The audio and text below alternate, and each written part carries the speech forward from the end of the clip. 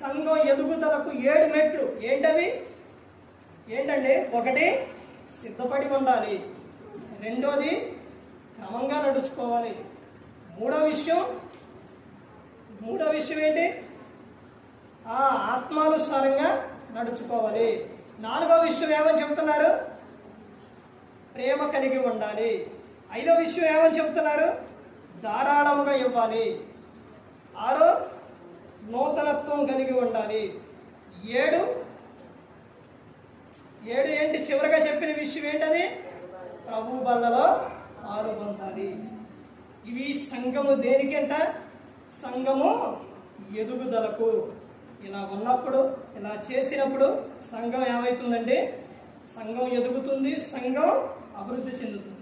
సంఘం అంటే సంఘంలో ఉంది ఎవరు? మనమే. అర్థమైందని అందరూ